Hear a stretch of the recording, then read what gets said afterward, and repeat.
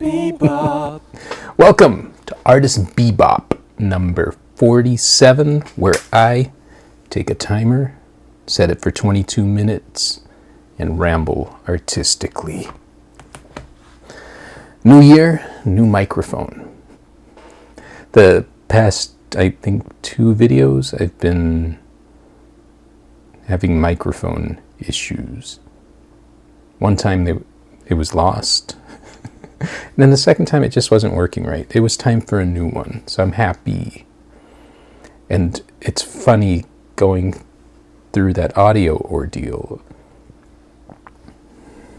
Yeah, I am conscious of a lot of my neurosis, but it made me, like, the studio, it's crazy, and I am neurotic about things, but I think I can't see it as well because I work on 30 things at once. I'll hop from project to project. So it's dispersed. Whereas something like creating content, it's so singular to me that I can see all the parts where I get hung up. And I was freaking out about the microphone when maybe it wasn't as big of a deal, but I can't help it. That's it's just how I felt. Oh man. But no, I'm still working on paper pieces and loving it. Yeah, I've been doing a lot of wrestlers. It's just been fun. I've been really hitting those requests online because, 1, they're fun, but 2, I realize that's the strongest way I've been able to build a following and get people engaged is by tapping in to what the audience wants, and then oftentimes sharing. But I like it when I get hit with new music or new facts. There's one, I have to read it again, but it was a baseball death, I believe. And yeah, stuff I didn't know. So I like being schooled. I always liked education. And I'm always learning. So yeah, I've been hitting that hard, and I was thinking about, because where I see the most reach numbers wise is TikTok. And so I'm in, I think it's called the Creator Marketplace. And so you can put products in your shop and then you earn a commission on those. I put some up because a few of the companies sent me some samples. And that's how I got into the whole watercolor ink thing. I was enjoying these new toys. And I'm still enjoying them. But so I didn't think much of it. I was like, okay, I'm just going through the motions of, yeah, cool. And so today I got a notice where I got my first little commission off of something like that. And then I was shocked. It wasn't much. It was, but, and that made me think, it's like, okay, well, maybe we keep growing that number.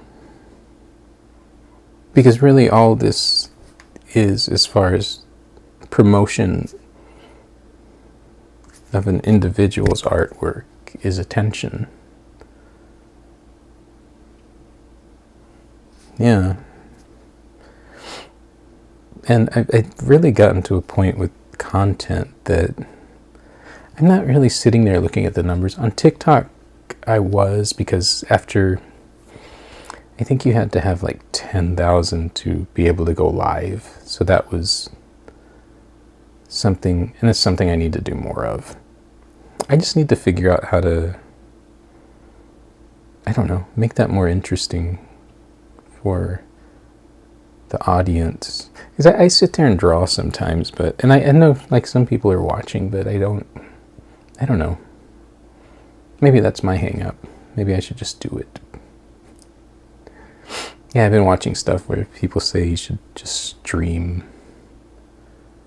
But there's also something weird about that. It's weird enough. I really try not to think about it. It's weird enough that I'm out there in the capacity that I am. And I'm glad I am. I'm glad I can get through that block. But that doesn't mean I want to see myself. And I guess that's the thing with the live. You're just sitting there and you're looking at the camera, which has the comments, which has you, and even with the work. With the work, it's hard because I get zoned into the thing, and I'll go silent a lot. So I don't know. I'll figure that out. I'll still figure that out. But I'm really happy with all the other stuff I make. So, yeah. More than a few times this past week, somebody asked me about, how is it that you get people to go to your website? Is it like they Google it and find you? And that's not my experience. And I could be wrong, but I don't believe people are searching cool art and find an artist that way. For me, it's been all social media. It's been, I guess, at minimum, regularly, I'm posting on 11 different accounts. Some of them, I have like 3 Instagrams actually. More than, I went a little crazy with the accounts, but 3 main ones. 3 Facebooks, and so on. But yeah, to me, it's been continuously feeding that and being as conscious as I can. Because in that instance, it's 11 different streams, 11 different audiences, really, because each platform is different. And even each account is different. So it's a lot to divide from one person that's doing it themselves. And that'll be nice when I can get some more help doing that. But I don't know. It's that whole numbers thing just had me thinking, and that little commission notice. It's like, oh wow. I mean, because that was the other thing with TikTok. You could be monetized, and I wasn't bringing in much, but it's interesting to get paid for it. And then I don't know. I guess my head's been really in the business side of this, as I just enjoy the process of mini inks and watercolors. I've been in the big studio. The other thing is it's still kind of cold in there, so I haven't been in there as much. But yeah.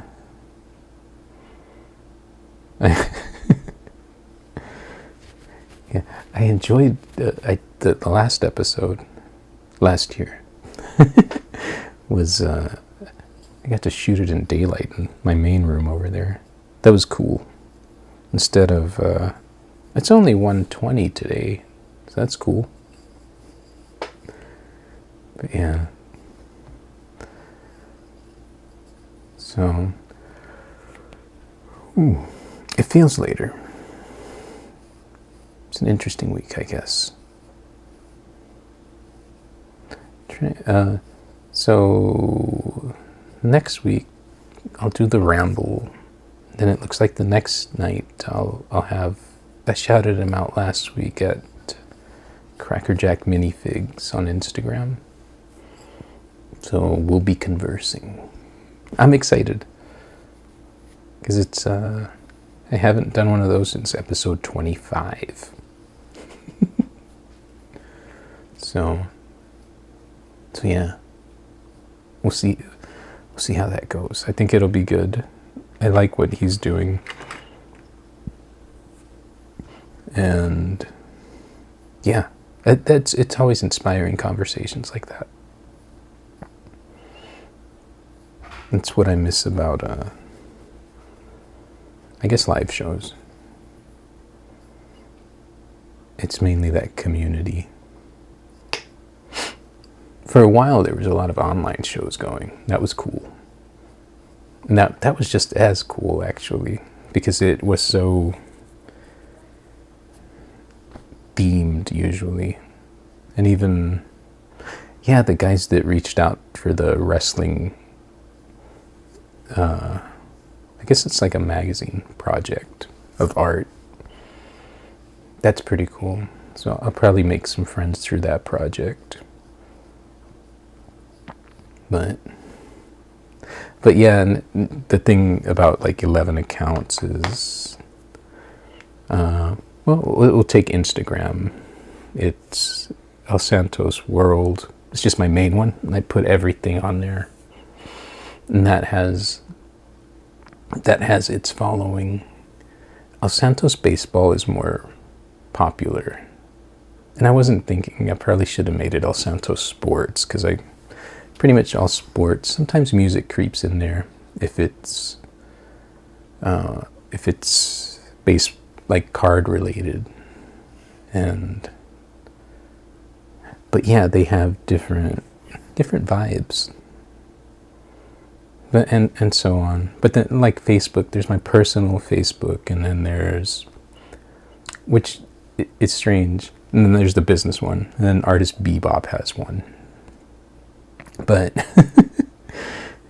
it's interesting because my main Facebook, where I have a lot of contacts and I know these people, but I would say that the least amount of sales come from that. Some do, but I've always found that fascinating. Yeah. And I think that's a lot of artists struggle, like, understanding that. But it makes sense. The people you know aren't going to continuously buy art from you. It's always someone you don't know, and sometimes get to know, which is really cool. It's that whole thing where you're casting a net out into the world, and it's bringing back more of a core audience on that wide net. Then, yeah, because we'll go back to my Facebook. There's like 3,800 contacts in there, and once in a while I'll see something, but by no means is it the bulk of my client base. I mean, I'd say that's 5%. And that's being generous, maybe. but yeah, and that's just how it is. None of that. I've never taken any of that personally. Yeah, it's kind of interesting. It's like when I would do a show you'd have a lot of people show up like that. They never bought anything, and they often, they always felt bad, but try to talk to you the whole time when really you're trying to work the room, or in the festival sense, like the space, but to interact with the strangers. Yeah. I guess maybe you're just more exotic than the people that know you. You're like, I already know that goof. I don't need a reminder. Yeah. I don't know. My God. I hear my children. I don't know what time to film at. It was not, I see, the last time I got up early, and maybe that's what I need to do. It's just I stay up late, so early kind of hurts me too. Yeah. But it's cool. We're going to record it. My brother and I will be doing a film podcast. We're going to talk about the Iron Claw, which I loved. It was good. And then who knows what else. I'm excited about that. My little bro. Yeah. I have an aversion to saying what else now. I made all these rules. I've been working on my ums, which you still hear an or so. I've learned it goes with that whole self-forgiveness thing. You're going to slip up. You will. But I guess I listen to a lot of that's probably my part of my obsession with the microphone, is like I don't have one of those microphones, but yeah, I have a decent one. I just yeah, I don't know, I've always appreciated audio. I think I saw this presentation and oh my God. Okay, sorry, another kid in the background. I saw this presentation and I loved how they were breaking down audio, because they were talking to a bunch of still photographers when video was first starting to be available on still cameras. And so pretty much breaking down how to make a video. And so, the main shot, and then what's, I guess, the B-roll is what they said it was. And capturing audio of everything, like if a fan's whirring, and those layers of texture. And I've always kind of been interested in film.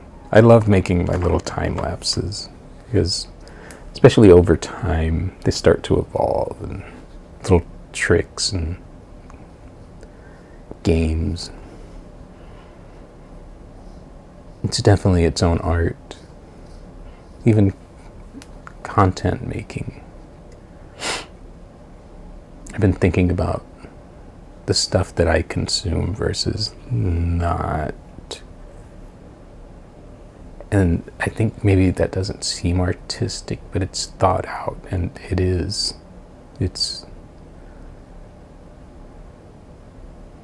yeah, it's creative, even when it doesn't seem like it. And I heard this one guy say, yeah, don't jump on, just get into it. Which is, I've always been kind of conscious of that, because there's nothing I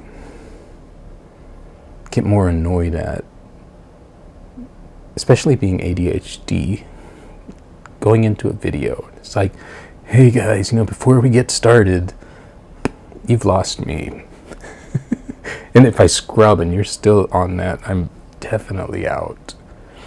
And so yeah, whenever I make something, I just want to get into it. Like, yeah. But then there's a balance in that. I think I thought about that when, this is a weird comparison. So years ago, it was this gallery I showed in, and they had this, it was White Linen Night, which was run by my friend Mitch. And so each gallery had a liquor sponsor, and people would come in and taste that drink, and they could go to all the galleries and shops and do that. So I think the bartender bailed. So I stepped in, and with my ex at that time, one of them, from a long time ago. Yeah, so they come up, and we were just pouring them at first, and I remember the guy said, like, yeah, put a tip jar out, and I'm seeing no tip, and I was like, you know what, let's slow it down. Let's slow down the line. And then sure enough, we started to get that tip. But it was thinking about the presentation and that interaction. And it's kind of like that with making a piece of content. Yeah. I don't know if that made any sense, but I know yeah. I think it does. Somehow. That was very abstract. It was definitely a ramble. Bang. Alright, post-ramble. I don't have much. I'm happy to sound loud and clear. I'm excited about 2024. I've already participated. It's been a good time. But yeah, thanks for tuning in, always. And I will see you next time. Welcome to my world, El Santos world. Bebop.